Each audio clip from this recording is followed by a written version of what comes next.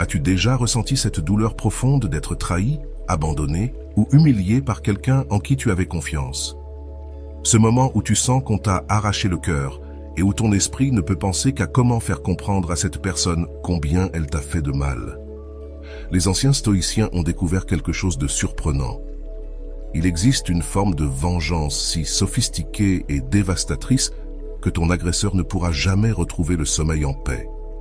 Dans cette vidéo, tu découvriras la méthode la plus puissante pour faire en sorte que ton agresseur se dévore de l'intérieur tout en observant impuissant son ascension. Un coup silencieux qui fera que la personne qui t'a blessé se sentira petite chaque fois qu'elle entendra ton nom ou apprendra tes succès, transformant ton existence en karma le plus douloureux qu'elle ait jamais vécu. 1. La douleur silencieuse. Nous avons tous vécu ce moment où la douleur semble engloutir toute notre âme. Cette sensation de trahison, d'abandon qui fait que notre poitrine se serre et que notre monde s'effondre en quelques secondes. C'est comme si tout ce que nous avions construit nous avait été arraché sans préavis.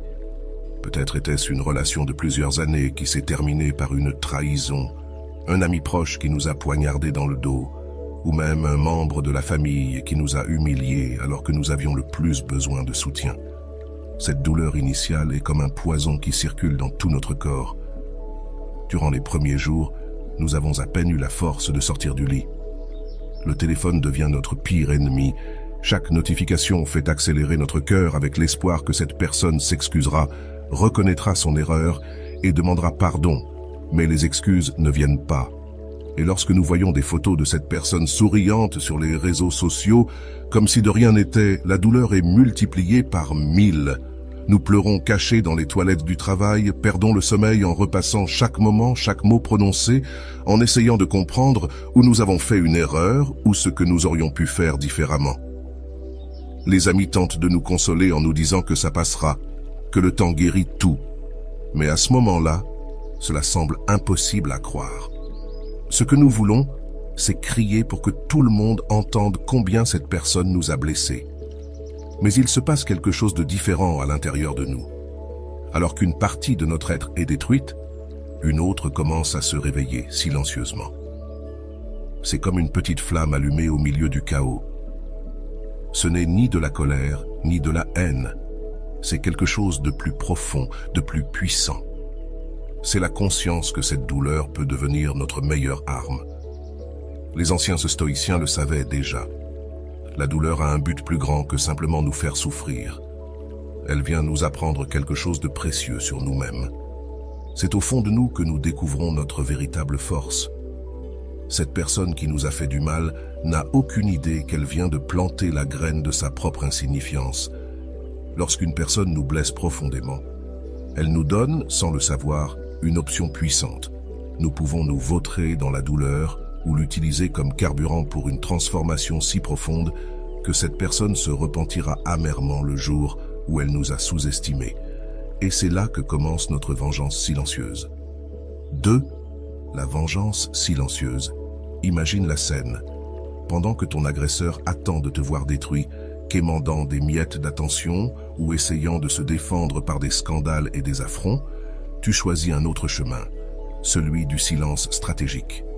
C'est comme une partie d'échecs où ton adversaire ne se rend même pas compte que la partie a déjà commencé. La douleur silencieuse n'est que la première étape de ce voyage. C'est le moment où tu acceptes qu'on t'ait fait du mal, mais tu décides de transformer chaque larme en détermination, chaque nuit d'insomnie en planification, chaque moment d'angoisse en force pour ton évolution. C'est quand tu comprends que la meilleure réponse ne sera pas donnée par des mots, mais par des actions. Dans les jours, semaines et mois à venir, tandis que cette personne poursuit sa vie en pensant t'avoir détruit, toi, tu seras en train de te reconstruire silencieusement.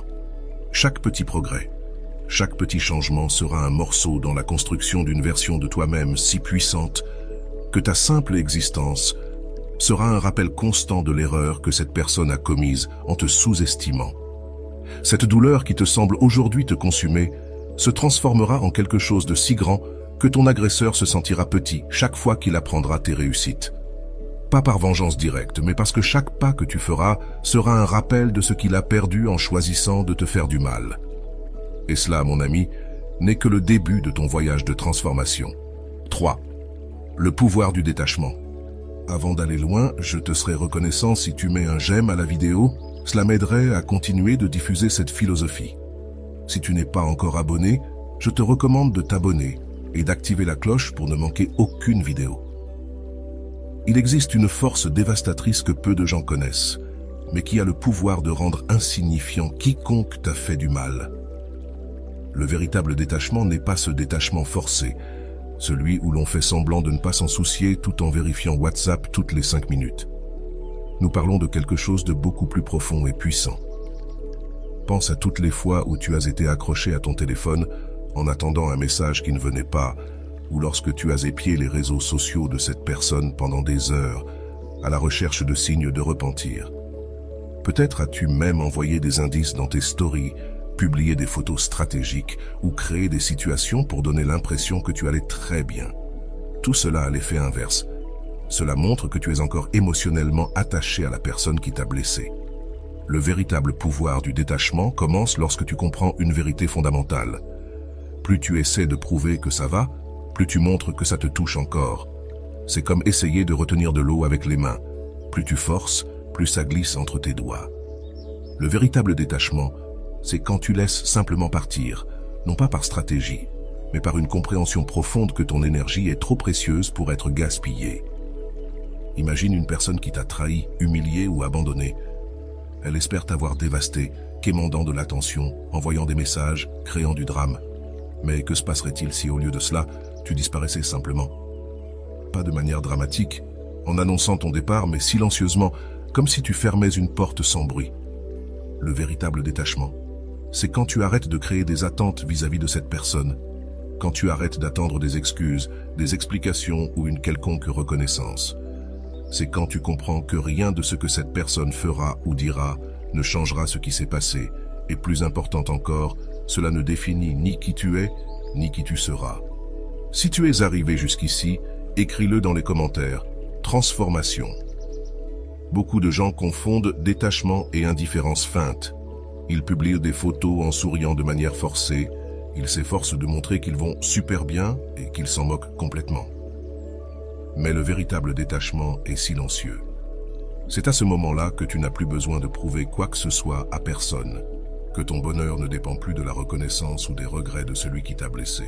C'est incroyable de voir à quel point cela affecte ceux qui t'ont fait du mal. Lorsque tu laisses vraiment partir, cette personne perd tout pouvoir sur toi. Il n'y a plus de moyen de te frapper, car tu n'es plus là émotionnellement. C'est comme essayer de frapper une ombre.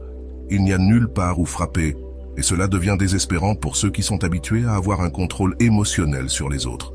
Le véritable détachement se manifeste dans les petites choses. C'est quand tu arrêtes de créer des histoires dans ta tête sur leurs motifs, quand tu arrêtes de planifier ce que tu diras si tu les rencontres, quand ton cœur ne s'accélère plus en voyant une photo ou en entendant le nom de cette personne, non parce que tu te forces à le faire, mais parce que naturellement ton énergie est dirigée ailleurs.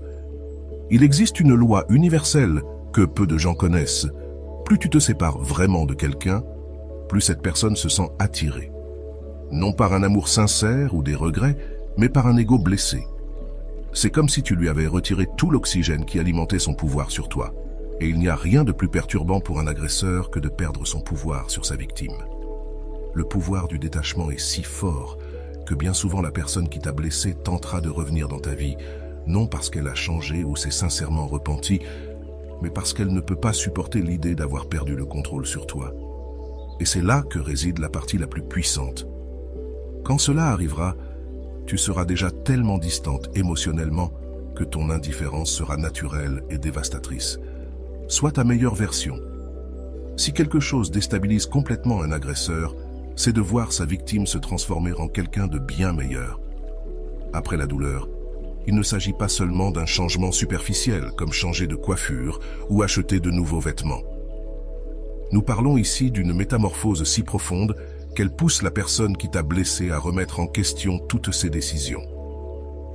Pense à toutes les fois où tu t'es rabaissé dans cette relation, au moment où tu as étouffé tes rêves, où tu as mis de côté tes objectifs pour satisfaire l'autre.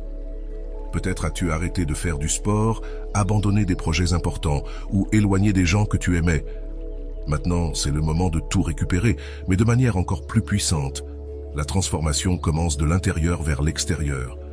C'est là que tu décides que chaque minute passée à pleurer se transformera en 1 heure à la salle de sport, chaque moment de tristesse en énergie pour étudier, travailler ou développer un nouveau talent. Pas par vengeance, mais parce que tu as finalement compris que tu mérites d'être ta priorité numéro 1. Beaucoup de gens essaient de changer juste pour montrer à leur ex ou à ceux qui leur ont fait du mal. C'est une erreur fatale. La vraie transformation se produit lorsque tu choisis de changer pour toi-même. Lorsque tu comprends que cette personne qui t'a blessé t'a, sans le vouloir, libéré d'une vie médiocre où tu n'étais pas ta meilleure version. Imagine la scène. Alors que ton agresseur attend de te voir sombrer dans la dépression, tu commences à briller de plus en plus chaque jour. Ton corps change, ta posture s'améliore, ton regard acquiert un éclat différent. Les gens commencent à remarquer quelque chose de différent chez toi. Ce n'est pas seulement un changement physique, c'est une nouvelle énergie qui émane de toi. Ta carrière, qui était stagnante, commence à décoller. Ce projet dont tu as toujours rêvé de réaliser commence à prendre forme. Ton cercle social s'élargit, tu rencontres de nouvelles personnes intéressantes qui ajoutent de la valeur à ta vie. Et le plus important, tout cela se produit naturellement, comme une conséquence de ta décision de prioriser ta croissance. Le mieux, c'est que cette transformation a un effet boule de neige. Quand tu commences à prendre soin de toi, ton estime de toi s'améliore. Quand ton estime de toi augmente, tu attires de meilleures opportunités. Lorsque les opportunités arrivent, ton succès augmente et chaque réussite devient comme une petite aiguille plantée dans l'ego de ceux qui t'ont sous-estimé. Les réseaux sociaux et les amis communs commencent à commenter ton changement. Pas parce que tu forces, mais parce qu'il est impossible de ne pas remarquer quelqu'un qui est en constante évolution. Ton agresseur commence à recevoir, sans le vouloir, des nouvelles de tes réussites et chaque information devient un douloureux rappel de ce qu'il a perdu. Il y a une satisfaction unique, à savoir que la personne qui a essayé de te diminuer te regarde maintenant, impuissante, montée. Pas parce que tu lui lances ça à la figure, mais parce que ton évolution est si naturelle et authentique qu'il devient impossible de l'ignorer. C'est comme si l'univers conspirait pour que ta transformation soit remarquée par ceux qui t'ont blessé. Le plus intéressant, c'est que plus tu te concentres sur toi-même, moins l'opinion de cette personne compte. Ta bonheur ne dépend plus de sa reconnaissance, ses réalisations n'ont plus besoin de validation extérieure. Tu deviens émotionnellement autosuffisante et c'est peut-être la plus grande transformation de toutes. Il existe un ancien art japonais appelé kintsugi, où les peaux brisées sont reconstituées avec de l'or, ce qui les rend encore plus précieux une fois réparés. C'est exactement ce qui se passe lorsque nous décidons de transformer nos blessures émotionnelles en marques de pouvoir. Chaque cicatrice de trahison, d'abandon ou d'humiliation peut devenir un brillant rappel de notre capacité à surmonter. Tous ceux qui ont été blessés un jour portent des cicatrices. La différence réside dans ce que l'on fait avec elles. Certaines personnes choisissent de cacher leurs blessures, d'autres les utilisent comme excuse pour ne pas essayer à nouveau. Mais il existe un groupe spécial de personnes qui apprennent à faire briller leurs cicatrices tellement qu'elles éclipsent ceux qui les ont causées. Pense à cette cicatrice émotionnelle que tu portes, à cette douleur qui t'a fait pleurer chaque nuit, qui t'a fait douter de ta valeur. Maintenant, imagine transformer cette douleur en ta plus grande force. C'est comme prendre toute cette souffrance et la transformer en une lumière qui éclaire ton chemin, éblouissant ceux qui ont essayé de te détruire. Quand quelqu'un essaie de nous diminuer, il se concentre généralement sur nos insécurités. Peut-être t'ont-ils appelé faible, insuffisante, incapable. Ces mots sont comme des coups de couteau qui laissent des marques profondes. Mais voici le secret. Quand tu acceptes tes cicatrices et que tu apprends d'elles, elles se transforment en ta plus forte armure. Les cicatrices qui brillent sont celles qui racontent des histoires de surpassement. Ce sont les marques des batailles que tu as gagnées, non pas avec violence ou vengeance, mais avec croissance et évolution. Chaque fois que quelqu'un te demande comment tu as réussi à surmonter quelque chose de si difficile, ta cicatrice brille un peu plus et ton agresseur se sent un peu plus petit. Le processus qui consiste à faire briller tes cicatrices commence lorsque tu cesses de tenter de les cacher. Il ne s'agit pas d'aller raconter tes peines à tout le monde, mais de transformer ta douleur en sagesse. C'est à ce moment-là que tu peux regarder en arrière et dire « Cette expérience m'a rendu plus forte, plus sage, plus préparée. » Les gens commencent à remarquer quelque chose de différent chez toi.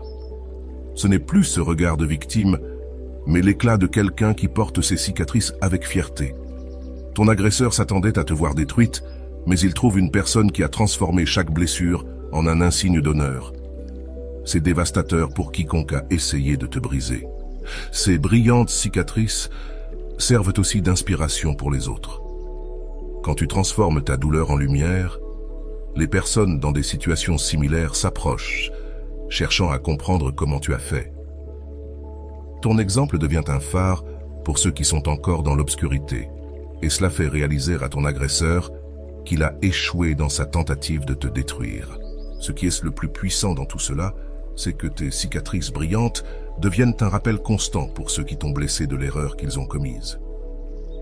Chaque fois que cette personne entend parler de la façon dont tu as surmonté ce moment difficile, chaque fois qu'elle voit comment tu as transformé la douleur en force, c'est comme si tes cicatrices brillantes éclipsaient toute tentative qu'elle ferait de se sentir supérieure.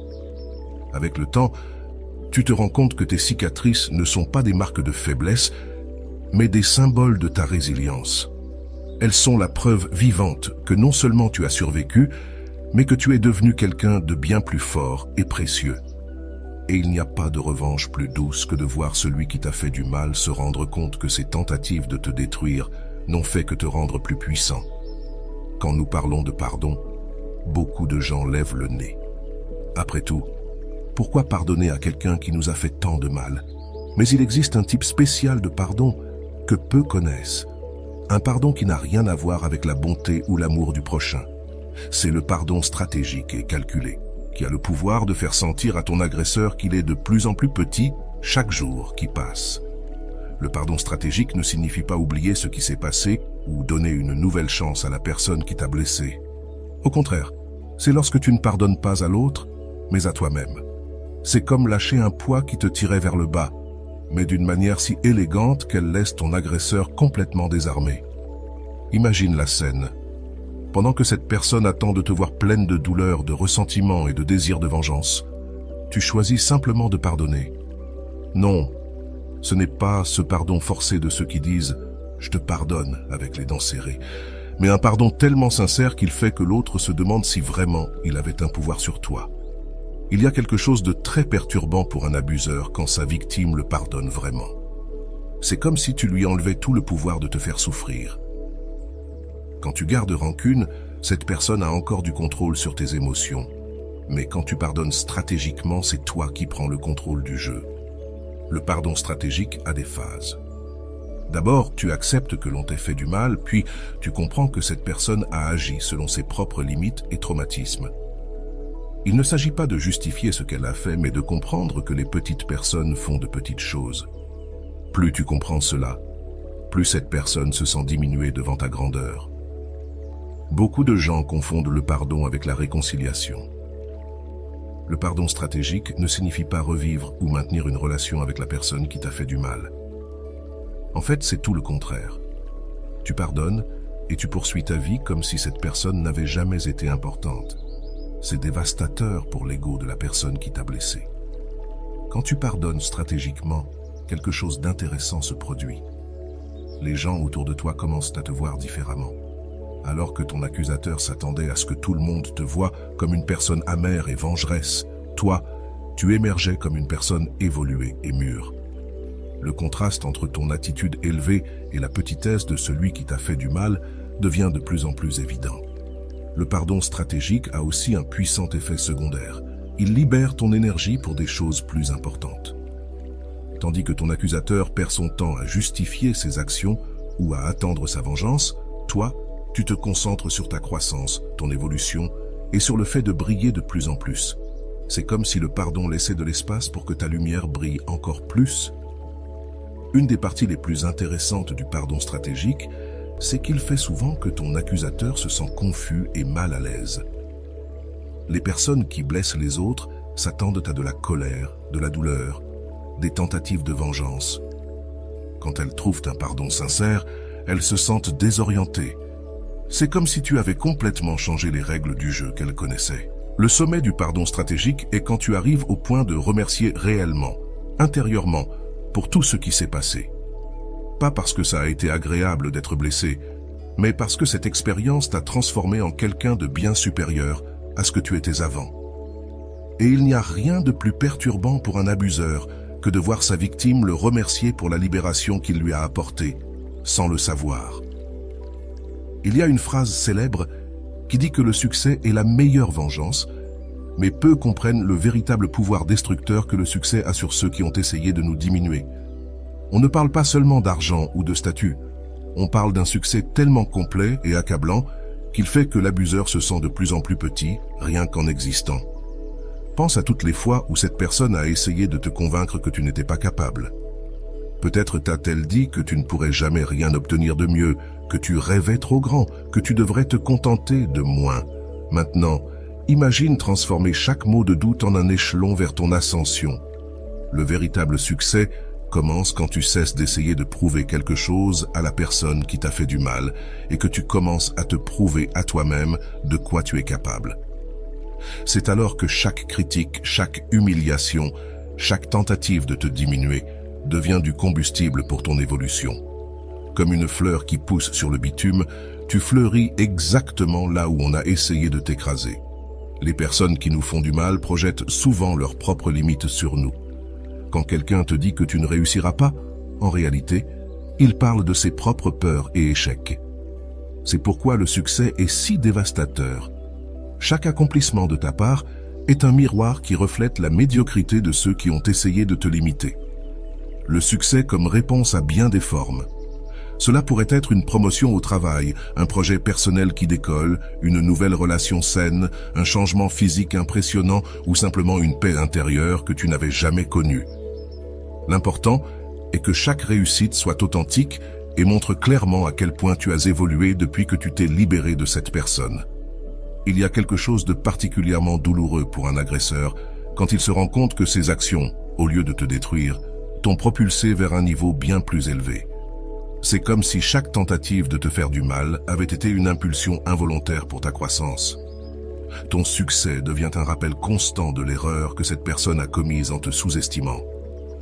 Ce qui est fascinant, c'est que plus tu te concentres sur ton succès, moins tu as de temps pour penser à la vengeance.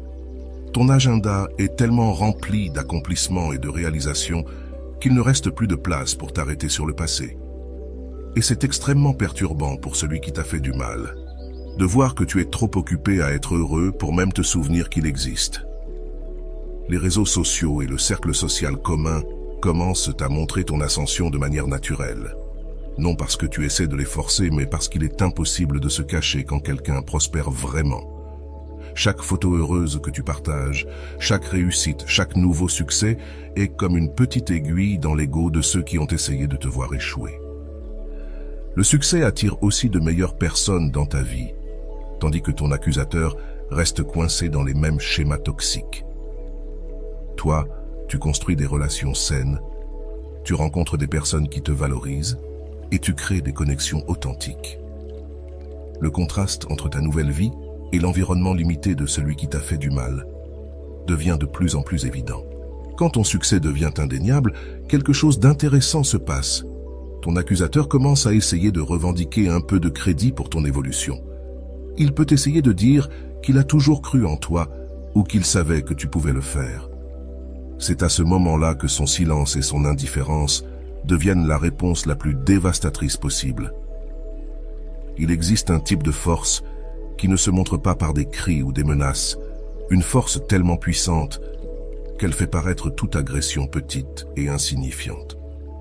C'est la véritable force intérieure, celle qui naît précisément dans les moments où on a essayé de te briser, mais sans le savoir, ils t'ont rendu indestructible. Beaucoup de gens confondent la force intérieure avec la dureté. Ils pensent qu'ils doivent construire des murs, devenir froids et insensibles. Mais la véritable force intérieure est comme l'eau. Elle peut être douce et tranquille, mais elle a le pouvoir de traverser même les roches avec le temps. C'est cette force silencieuse qui fait que ton accusateur réalise qu'il a échoué misérablement dans sa tentative de te détruire. Pense à combien de fois tu t'es senti faible après une trahison, un abandon ou une humiliation. Ces moments où son désir était que tu disparaisses du radar, mais quelque chose en toi, une petite voix qui refusait de se rendre, continuait à te pousser en avant. Cette voix, c'est ta force intérieure qui commence à se réveiller. La force intérieure se manifeste dans les petites décisions quotidiennes. C'est lorsque tu choisis de te lever du lit malgré le poids du monde sur tes épaules. Quand tu décides de sourire, ce n'est pas pour démontrer que tu vas bien, mais parce que tu comprends que ton bonheur ne dépend pas de qui te fait du mal. Là, tu commences à prendre des décisions basées sur ta valeur, non sur la peur d'être seul. Il y a quelque chose de très perturbant pour un abuseur quand sa victime développe une véritable force intérieure. Ce n'est pas cette force artificielle de ceux qui essaient de paraître durs, c'est une force qui provient d'une paix profonde, d'une véritable autoconnaissance. C'est à ce moment-là que tu arrêtes de chercher l'approbation de cette personne et que tu commences à avancer guidé par ta propre boussole intérieure. La force intérieure se manifeste aussi dans la manière dont tu fais face aux nouveaux défis. Avant, tu pouvais te désespérer pour de petits problèmes. Maintenant, tu affrontes des obstacles plus grands avec une sérénité impressionnante. Ton accusateur, qui attendait de te voir t'effondrer, trouve quelqu'un qui est devenu émotionnellement incassable. Une des manifestations les plus puissantes de la force intérieure est quand tu peux être dans le même environnement que la personne qui t'a fait du mal sans te déstabiliser. Il ne s'agit pas de faire semblant de ne pas t'en soucier, il s'agit d'avoir évolué à un niveau où cette personne n'a plus le pouvoir d'affecter ta paix. Cela est absolument dévastateur pour quiconque a tenté de te rabaisser. Avec le développement de la force intérieure, tes choix changent naturellement. Tu commences à attirer des personnes et des situations qui correspondent à ton nouveau niveau d'énergie. Pendant que ton accusateur reste pris dans les mêmes schémas toxiques, toi, tu construis une vie fondée sur des choix conscients et une responsabilité personnelle. Ce qui est le plus intéressant, c'est que ta force intérieure inspire les autres. Sans t'en rendre compte, tu deviens un exemple vivant de résilience. Les personnes qui vivent des situations similaires commencent à te chercher, voulant comprendre comment tu as fait. Et chaque histoire de quelqu'un que tu inspires est comme une gifle dans le visage de ceux qui ont essayé de te voir détruit. La vraie force intérieure possède un pouvoir silencieux qui fait que ton accusateur se sent de plus en plus petit. Pas parce que tu essaies de l'abaisser, mais parce que ton évolution met en lumière la petitesse de ceux qui ont besoin de faire du mal aux autres pour se sentir puissants. C'est comme si ta force intérieure était un miroir qui reflète constamment la faiblesse de cette personne qui a besoin de blesser les autres. Le contrôle émotionnel est une arme silencieuse que peu maîtrisent, mais qui a le pouvoir de déstabiliser complètement tout agresseur. Le contrôle émotionnel absolu, on ne parle pas de réprimer les émotions ou de faire semblant de ne rien ressentir. On parle d'une maîtrise si profonde de tes réactions que ton accusateur perd complètement son pouvoir sur toi. Pense aux fois où cette personne a réussi à te mettre en colère. Combien de nuits as-tu perdu à cause d'une remarque? Combien de fois as-tu joué à leurs jeux émotionnels, répondant à des messages qui ne faisaient que te rendre malade? Le contrôle émotionnel, c'est l'opposé de tout ça. C'est apprendre à choisir tes batailles et surtout tes réactions. La plupart des gens qui nous blessent ont un schéma. Ils attendent de nous voir hors de contrôle, en train de pleurer, de mendier ou de nous battre. Quand tu développes le contrôle émotionnel, c'est comme si tu jouais un jeu différent. Pendant que ton accusateur tente de se moquer de toi, tu restes d'une calme profondeur qui le fait se demander s'il a eu un jour du pouvoir sur toi. Le contrôle émotionnel commence par de petites victoires. C'est quand tu vois un message indirect sur les réseaux sociaux et au lieu de répondre, tu souris simplement et tu continues ta journée. C'est alors que tu rencontres cette personne par hasard et au lieu de montrer du stress, tu agis comme si c'était un inconnu dans la rue. Chaque petit moment de contrôle est une défaite pour ceux qui essaient de te déstabiliser. Il y a quelque chose de particulièrement perturbant pour un abuseur quand sa victime montre un contrôle émotionnel absolu. C'est comme si toutes les armes qu'il a utilisées contre toi perdaient leur effet. Les moqueries qui te faisaient rester éveillé la nuit semblent maintenant comme des tentatives pathétiques d'attirer l'attention. Les jeux émotionnels qui te touchent deviennent si évidents qu'ils sont prévisibles. Si tu es arrivé jusqu'ici, Écris-le dans les commentaires. Transformation. Le contrôle émotionnel se manifeste aussi dans la manière dont tu communiques. Tes mots deviennent plus mesurés, tes réponses plus calculées. Non par froideur, mais par sagesse. Quand tu as besoin d'interagir avec la personne qui t'a fait du mal, tu le fais avec une tranquillité si authentique qu'elle laisse cette personne complètement désemparée. L'un des aspects les plus puissants du contrôle émotionnel est qu'il te permet de voir clairement les jeux et manipulations qui t'affectaient autrefois. C'est comme si tu avais développé un radar pour détecter les tactiques toxiques. Pendant que ton accusateur tente de répéter les mêmes stratégies, toi, tu es 2 pas en avance, complètement immunisé contre ces tentatives de manipulation. Les gens autour de toi commencent à remarquer ce changement. Pendant que ton accusateur tente de créer du drame et de la confusion, toi, tu maintiens une posture équilibrée et mature. Le contraste est si évident que même ceux qui ne connaissent pas toute l'histoire peuvent discerner qui est vraiment la personne toxique dans cette situation. Le contrôle émotionnel a un effet intéressant. Plus tu le développes, plus ton accusateur perd le contrôle. C'est comme si ta sérénité forçait cette personne à montrer son vrai visage. Tandis que tu maintiens ton calme, il se déstabilise de plus en plus, montrant à tous qui tu es vraiment. La plus grande preuve de ton contrôle émotionnel se produit lorsque ton accusateur tente d'utiliser des informations du passé contre toi. Ces histoires qui te faisaient pleurer, ces secrets qui te rendaient vulnérable, n'ont désormais plus aucun pouvoir. Tu as développé une telle force intérieure que ton passé fait maintenant partie de ton histoire de résilience. Il existe une liberté dévastatrice que peu découvrent après avoir été blessés, la vie sans ancrages émotionnels. C'est à ce moment-là que tu comprends enfin que toutes ces chaînes qui te liaient à la personne qui t'a fait du mal étaient en réalité tes choix. Et maintenant, tu choisis d'être libre d'une manière si totale que ton abuseur se rend compte qu'il a perdu tout pouvoir sur toi. Beaucoup de gens passent des années enfermés dans les mêmes histoires douloureuses, les mêmes relations toxiques, les mêmes excuses pour ne pas changer. Ce sont comme des ancres lourdes qui empêchent une personne de naviguer vers des eaux plus profondes et plus libres. Mais il y a un moment magique où tu choisis de lâcher toutes ces ancres en même temps. Pense à toutes les fois où tu t'es limité à cause de cette personne. Combien d'opportunités as-tu perdues? Combien de rêves as-tu mis de côté? Combien de fois as-tu dit « je ne peux pas » ou « je n'y arrive pas » parce que quelqu'un a planté ses limitations dans ton esprit? La vie sans encre commence lorsque tu décides qu'aucune personne n'a ce pouvoir sur toi. L'une des encres les plus lourdes que nous portons sont les souvenirs douloureux. Il ne s'agit pas d'oublier ce qui s'est passé, mais de te débarrasser du pouvoir que ces souvenirs ont sur toi. C'est le moment où tu arrêtes de laisser le passé déterminer ton présent. Chaque moment où tu choisis de vivre pleinement le présent est comme une gifle dans le visage de ceux qui ont essayé de te lier au passé. La véritable liberté a un effet perturbateur sur ceux qui ont essayé de te contrôler. Lorsque tu te débarrasses des ancres émotionnelles, cette personne perd toutes ses formes de manipulation. Il n'y a plus de chantage émotionnel qui fonctionne, plus de menaces qui t'affectent, plus de jeux psychologiques qui te piègent. Les gens commencent à remarquer une légère différence chez toi. Ce n'est pas cette fausse joie des personnes qui fuient la douleur, mais une véritable liberté. De ceux qui ne portent plus de poids inutiles, ton sourire devient plus vrai, tes pas plus légers, tes décisions plus courageuses. C'est comme si tu t'étais débarrassé d'un sac à dos rempli de pierres.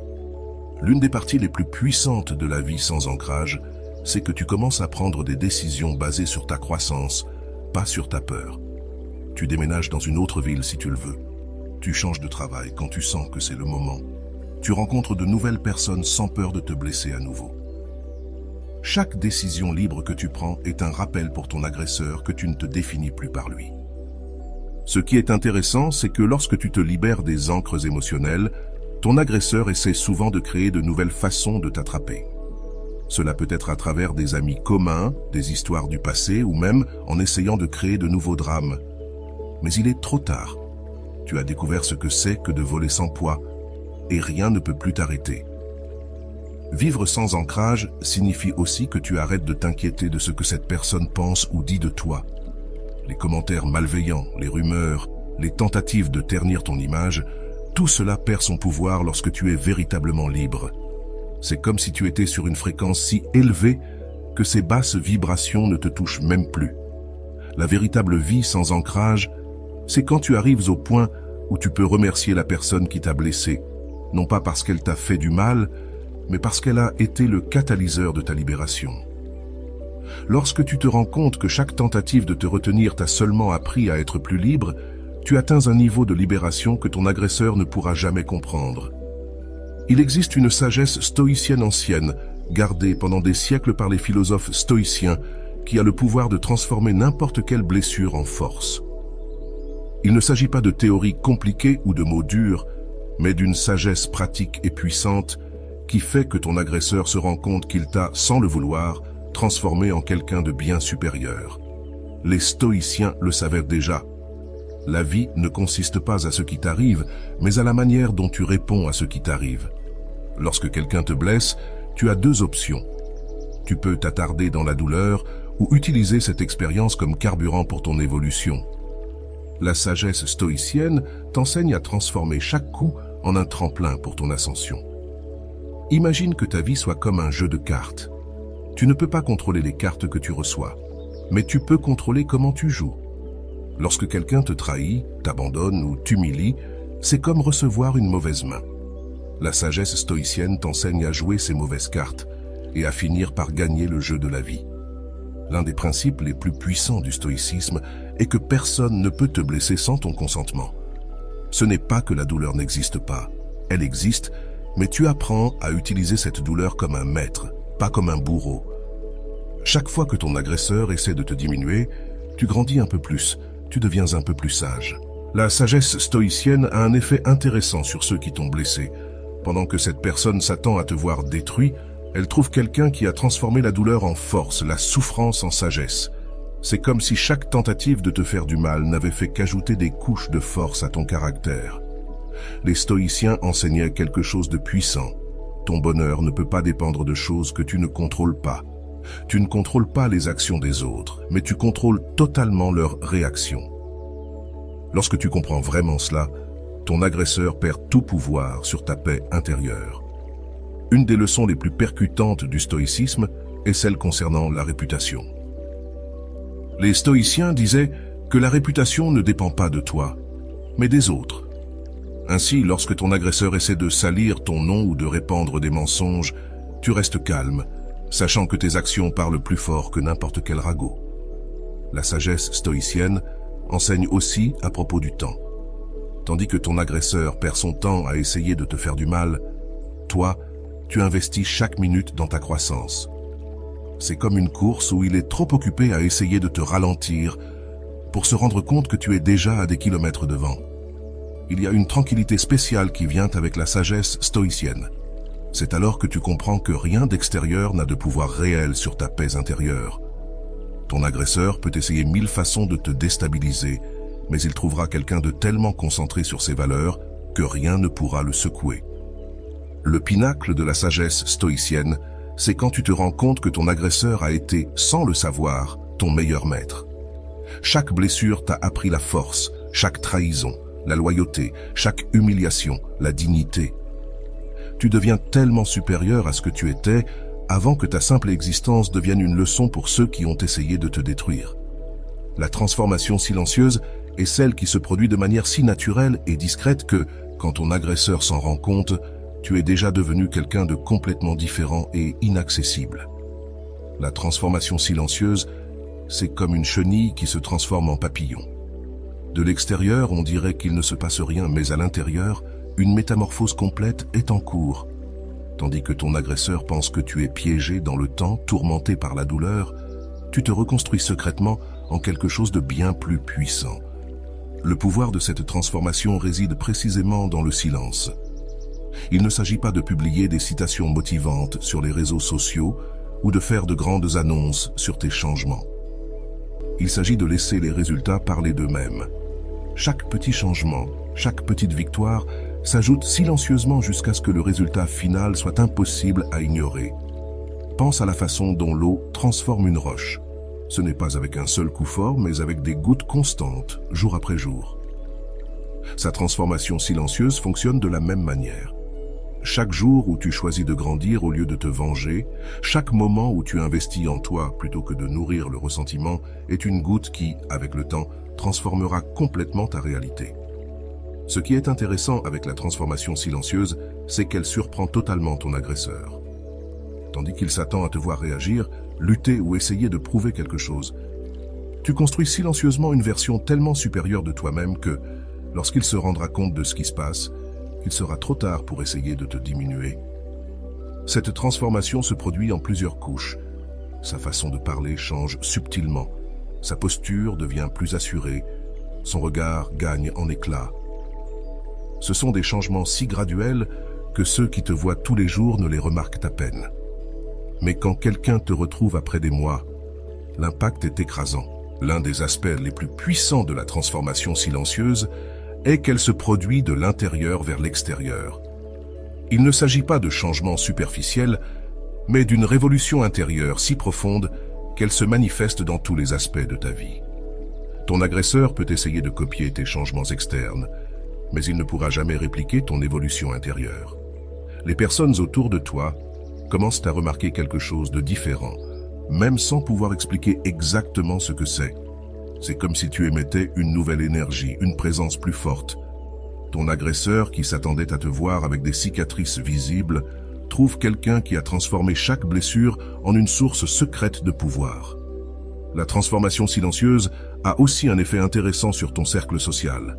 Sans faire de bruit, tu commences naturellement à attirer des personnes qui vibrent sur ta nouvelle fréquence et à t'éloigner de ceux qui sont encore piégés dans des schémas toxiques. Ton agresseur se sent impuissant, non seulement parce qu'il perd son pouvoir sur toi, mais aussi parce qu'il perd sa place dans ton monde.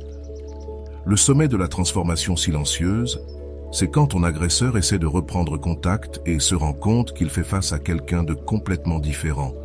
Non pas parce que tu fais semblant ou essaie de prouver quelque chose, mais parce que tu es devenu une personne qu'il ne peut plus manipuler ni blesser. C'est comme essayer d'utiliser une vieille clé dans une serrure qui a été complètement changée. Et voilà, j'espère que vous avez trouvé beaucoup de valeur dans cette vidéo. Merci d'être resté jusqu'à la fin de cette vidéo, j'adore quand vous faites ça. Si vous en voulez plus, vous pouvez écrire en commentaire « J'en veux encore plus ». J'espère vous revoir dans une autre vidéo.